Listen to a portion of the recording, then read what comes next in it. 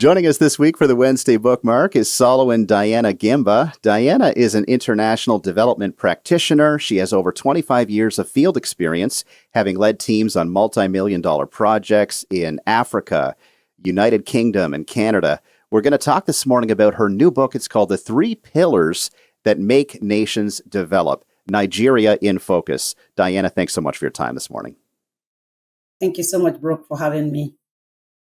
Chapter 1 introduces the concept of spiritual infrastructure, and that thread runs throughout this entire book. You believe governments should prioritize spiritual development policies due to their far-reaching impacts on other aspects of development. Unpack that a bit for us. Right. So my book, the center theme of it is spiritual infrastructure, like you rightly said. And that is drawn from what I call in the book the Moses National Development Approach. And this refers to the spiritual framework that Moses provided for organizing and building and supporting the institutional structures of any nation, irrespective of their religion, whether they be Christian nations, they could be Islamic nations, whichever religion they practice, it does not matter.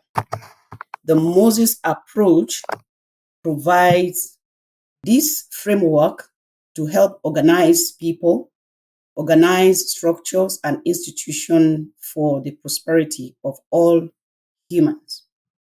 Now, what is this Moses national approach? Mm-hmm. If you remember, Brooke, somewhere around the 21st century BC, there was a man called Abraham. And Abraham says that his God came to him and asked him to get out of his country, leave his family and his father's house to a land that God will show him. God also said to this Abraham that I will make you a great nation. I will bless you and make your name great, and you shall be a blessing. I will bless those who bless you. I will curse him who curses you. And in you, Abraham, all the families of the earth shall be blessed. This is a policy statement to the world, outlining the structure, outlining the framework for which nations will be developed eventually. And we got to see the manifestation of this promise to Abraham by the first nation of the world called Israel, the Jews, because they were the first descendants of Abraham. So the Jews became the first practical nation in the world that inherited this promise that was given to Abraham. But note, the promise was not just to Jews, but to anyone who has respect and honor for the promise that was given to their forefathers, Abraham. Mm-hmm. Lo and behold, we see also the manifestation of this promise through a man called Moses. And this is where my thesis actually began. It began by unraveling how Moses brought this abstractual statement into life. Yeah.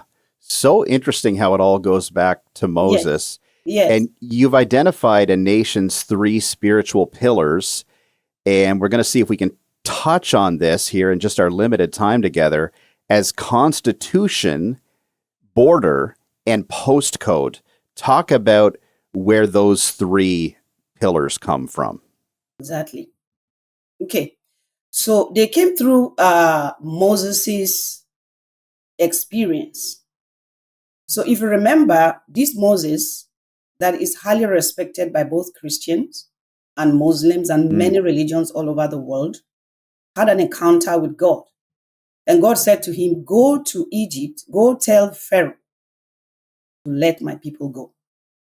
that statement, let my people go, is a political statement of freedom. But while in the process of leading the children of Israel out of Egypt into the land that God promised him, three things happened in that process. Number one, God gave him a 10 commandments. Within these 10 commandments are edicts, they are bylaws, they are deeds, they are also different laws that God added to these 10 commandments. So these 10 commandments became the first living constitution that nations could look into and prosper. That was the first thing. So that's where the constitution came in. Now, Moses was leading this group of people into a well-defined location, landed location with borders. He was not just going in abstraction. He was not just going aimlessly. God gave him a clear border, demarcation. He said on the north side, the south side, the east side, and the west side are the boundaries. Here are the boundaries with which you are leading these people. So God had in his mind not just the 10 commandments, which turned out to be the constitution, but also a clear border. Now, Moses was said to be leading a large number of people. At the time, it was estimated he was leading close to 3 million men, excluding women and children. So if you added those numbers, he's probably leading close to 10 million people out of Egypt to a land that God promised his forefathers. So administering this number of people was humongous. It was challenging. So God asked him to take a census. And that became the first census recorded in the world. Now, within that census, God said to him, I want you to number every one of them according to their houses, according to their homes. Attach every individual to a descendant to a home. And that became the first postcode, where you can trace human beings, you can tag their record, you can trace their record to a particular home. So these became the three pillars that I was able to bring out from the Moses approach, which is the constitution, the border, and the postcode. These are the three pillars that make nations develop. Fascinating stuff. And it's easy to see how a nation's constitution or borders would be very important. I think your third pillar, postcode, is perhaps a bit less intuitive. Many Canadians will take our postcode system for granted because we've never known a life without a street address or a house number, as you say, and so on. Help us to understand why a postcode is a national pillar, as you say. Okay. So in today's world, just like it was in the time of Moses, a postcode is a street address and a home number put together. And based on your street address and your home number, every information about you is tagged to it. And the reason is for easy tracking, is for easy tracing, and for easy supply of social amenities and all the other things. Imagine if Canada does not have a zip code, or some countries call it zip code, right? And other countries call it postcode. Imagine Canada does not have a postcode. It will be difficult to administer, say, water supply, electricity, good roads, even security, right? People keep to the law because they are aware that if they break the law, they could be traced to their homes, right? But imagine a situation where you're in a country where you can hide and you cannot be traced. In all of those countries all over the world, you see crime rate is very high. Uh, uh, the rule, they break the rule very easily in those countries. And it's not because they are bad human beings. It's just because they cannot be traced. They can't be tracked. They can't be found if they do anything wrong. And again, postcode is not just for tracking offense, but it's also used for a reward system, right? In my neighborhood here, where I live, I can't handle my garbage carelessly, and the reason is because the street has to be kept clean. And part of the reason why that is because the city of Ottawa, where I live, will reward streets, communities that are peaceful. And the way you get that reward is your homes will be best priced. Your homes will be kept clean, and so many other good things, right? So, postcode is the way that human beings gain confidence in where they live, in their neighborhood, in the way the government reaches out to them.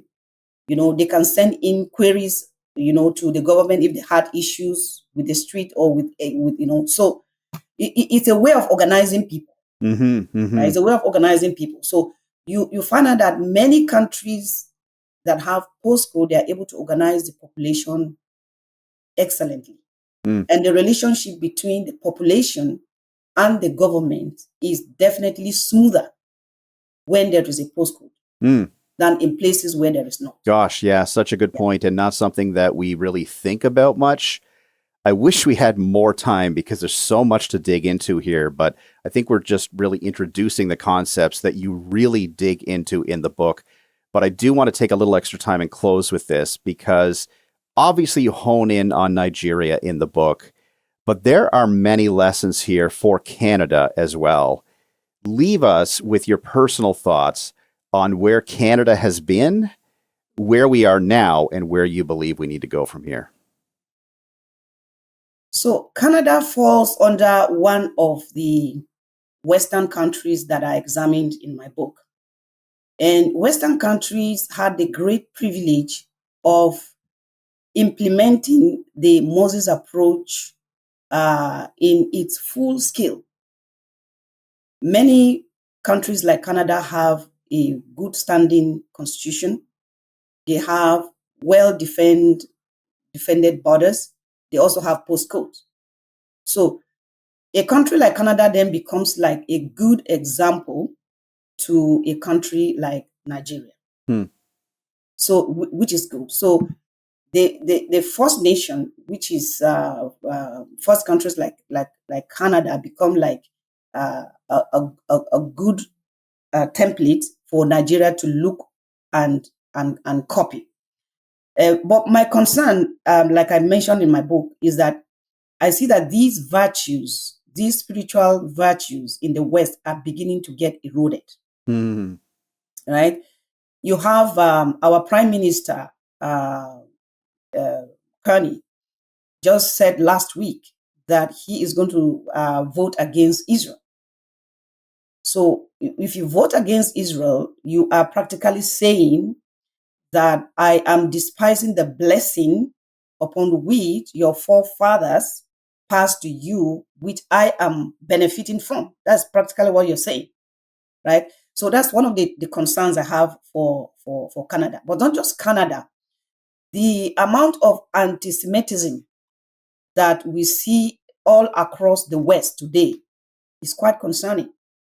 It shows, or it suggests that we are not teaching our children the right doctrines or the right principles. The principle to respect the Moses approach, because it is upon these approaches that our country, Canada, was founded. Canada's development was founded on a Judeo-Christian development approach, which was essentially the Moses approach, right?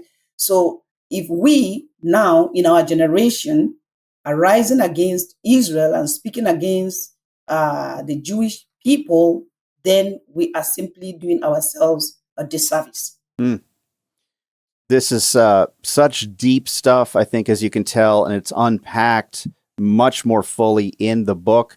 But I think that's enough to give our listeners the idea. Again, we've been talking about the 3 pillars that make nations develop, with Nigeria in focus, with Ottawa's own Solowon Diana Gimba, our guest this week for the Wednesday Bookmark. Super interesting. Thank you so much for sharing your thoughts this morning, Diana. You're welcome.